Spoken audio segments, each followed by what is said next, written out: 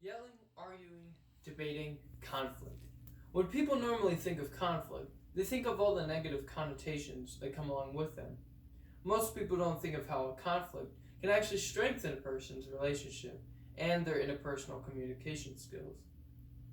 The dialectical theory, Duck's phases of disillusion, and Wilmots and Hawker's theory of conflict management show how conflict impacts interpersonal communication. Conflict changes interpersonal communication in both a negative and positive way within a relationship. The dialectical theory suggests relationships as well as individuals confront many tensions that push and pull in many different directions at the same time. That's from Revel. Which I believe this means when one is in a relationship that you must expect for some things to bring about conflict with the other person.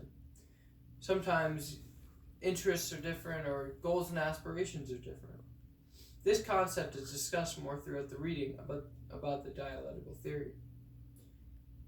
In Revel it states, these examples illustrate the contradictory impulses or tensions resulting from the push and pull in different directions. Each person has opposing yet intersecting desires which tug at the relationship in various ways. These three dialectical tensions are commonly identified in the research. Connected autonomy, openness, closeness, and novelty, predictability. The negative interaction between people's relationship coming apart are best put through the stages of Duck's phases of disillusion. I believe that the dialectical theory is very closely related to Duck's phases of disillusion because they both discuss problems with communication and how it is a result of and cause of conflict. They are also different in the sense that dialectical talks more about how conflict makes people more aware of the other, while Duck's phases of disillusion are pretty negative. Now, in Duck's phases of disillusion, he theorizes the dissolving relationships go through a rather complex decision-making process and don't always follow a specific order of stages.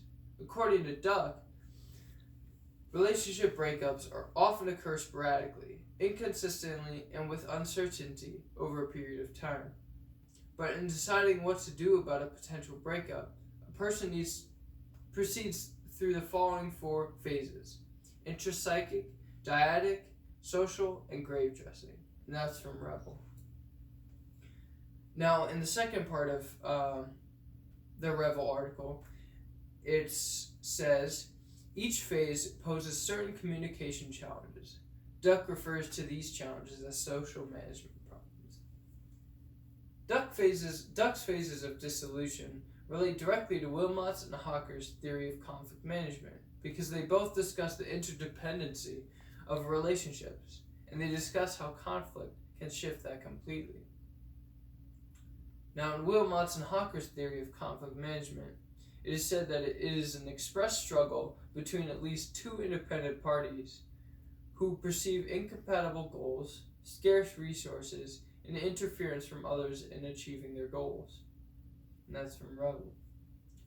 This can also be related back to the dialectical theory because it mentions incompatible goals, which is the collide of opposing interests and desires as stated before in the article. Conflict does not stem solely from incompatible goals. On the contrary, conflict often results from social factors such as long-standing grudges or resentment, the desire for revenge, inaccurate social perceptions, ineffective communication, and similar factors. Although the major cause of conflict may be incompatible goals, the social causes of conflict are also factors to consider, and that's also from Revel.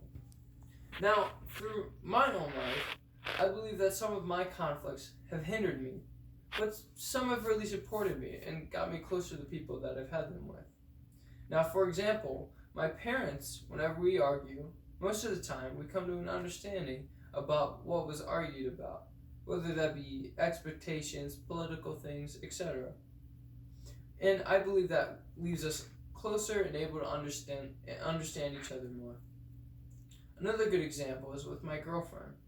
Her and I will sometimes get into conversations that are almost like arguments, but we like to discuss things thoroughly and make sure both parties are understood and are understanding the other. It is very important to make sure not to rush into things and not rush into anger that is not fully reasonable. Conflict has been commonly known to cause disarray and tension within relationships, while in other ways it can create newfound respect and even amend a relationship. Through the dialectical theory, Duck's phases of disillusion, and Wilmot's and Hawker's theory of conflict management, we are able to deduce that both positive and negative reactions are possible from conflict. Thank you.